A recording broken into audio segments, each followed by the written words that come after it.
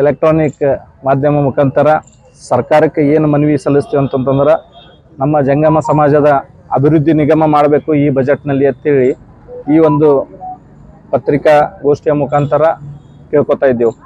ನಮ್ಮದು ಸಮಾಜ ಅತಿ ಹಿಂದುಳಿದ, ಹೇಳ್ಕೊಳ್ಳೋಕೆ ಒಂದು ಉನ್ನತ ಸ್ಥಾನದಾಗದ, ಎಲ್ಲ ಒಂದು ಎತ್ತರಕ್ಕಾದ ಇದ್ರೂ ಕೂಡ ಒಂದು ಆರ್ಥಿಕವಾಗಿರ್ಬೋದು, ಶೈಕ್ಷಣಿಕವಾಗಿರ್ಬೋದು, ರಾಜಕೀಯವಾಗಿ ಕೂಡ ನಾವು ಅತಿ ಹಿಂದುಳಿದಂಥ ಸಮಾಜ ಆಗ್ಯದ. ಈ ಒಂದು ಸಮಾಜ ಸುಮಾರು ಸಾವಿರಾರು ವರ್ಷಗಳ ಹಿಂದಿನ ಇತಿಹಾಸ ಇದೆ, ಪರಂಪರೆ ಇದೆ, ಸನಾತನ ಧರ್ಮ ಹೊಂದಿಕೊಂಡಂತ ಇದೆ, ಉನ್ನತ ಸ್ಥಾನದಲ್ಲಿದೆ. ಈಗ ಎಲ್ಲ ಹಳ್ಳಿಗಳಲ್ಲಿ ಕೂಡ ಒಂದು ಆರ್ಥಿಕವಾಗಿ ಭಾಳ ಹಿಂದುಳಿದಿದ್ದಾರೆ. ಅದಕ್ಕೆ ಇದು ಒಂದು ನಿಗಮ ಏನಾದರೂ ಈ ಒಂದು ಬಜೆಟ್ನಲ್ಲಿ ನಮಗೇನೋ ಅನುಕೂಲ ಮಾಡಿಕೊಟ್ಟಿದ್ದಾರೆ, ಒಂದು ಆರ್ಥಿಕವಾಗಿ ಮುನ್ನೆಲೆಗೆ ಸ್ವಲ್ಪ ಮಟ್ಟಿಗೆ ಬರ್ತವೆ ಅಂತೇಳಿ ತಿಳ್ಕೊಂಡಿದ್ದೆವು. ನಾವು 1.5 ತಿಂಗಳು 2 ತಿಂಗಳ ಹಿಂದ್ಗಡೆ ಮಾನ್ಯ ಮುಖ್ಯಮಂತ್ರಿ ಆದಂಥ ಸಿದ್ದರಾಮಯ್ಯ ಅವರು ಹಾಗೂ ಉಪಮುಖ್ಯಮಂತ್ರಿಗಳಾದಂಥ ಡಿ ಕೆ ಶಿವಕುಮಾರ್ ಅವರು ಹಾಗೂ ನಮ್ಮ ಜಿಲ್ಲಾ ಸಚಿವರಾದಂಥ ಪ್ರಿಯಾಂಕ್ ಖರ್ಗೆ ಸಾಹೇಬರು, ಶರಣ್ ಪ್ರಕಾಶ್ ಪಾಟೀಲ್ ಸಾಹೇಬರು, ಈಶ್ವರ್ ಖಂಡ್ರೆ ಸಾಹೇಬರು ಎಲ್ಲ ನಮ್ಮ ಜಿಲ್ಲೆಯ ಸಚಿವರನ್ನು ಕೂಡ ಒಂದು ಮನವಿ ಮುಖಾಂತರ ತಿಳಿಸಿರ್ತೇವೆ.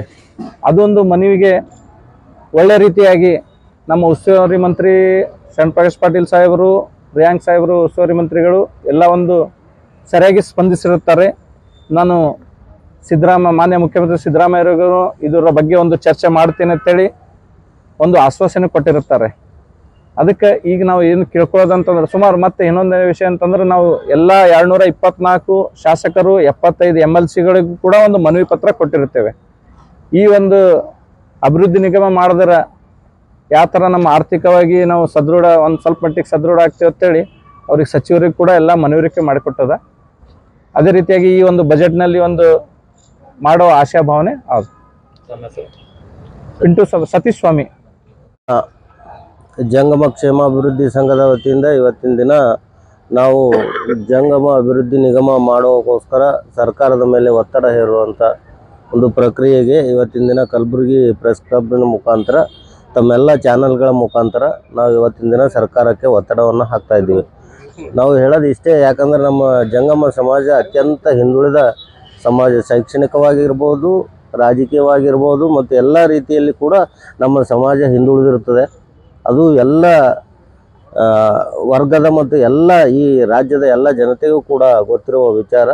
ಹೀಗಾಗಿ ನಮಗೆ ಒಂದು ಜಂಗಮ ಅಭಿವೃದ್ಧಿ ನಿಗಮ ಸ್ಥಾಪನೆ ಮಾಡಿಕೊಡ್ಬೇಕು ಅಂಥೇಳಿ ಕಾಂಗ್ರೆಸ್ ಸರ್ಕಾರಕ್ಕೆ ನಾವು ಈ ಎಲ್ಲ ಜಂಗಮ ಸಮಾಜದ ವತಿಯಿಂದ ಒತ್ತಡವನ್ನು ಹಾಕ್ತಾ ಇದ್ದೀವಿ.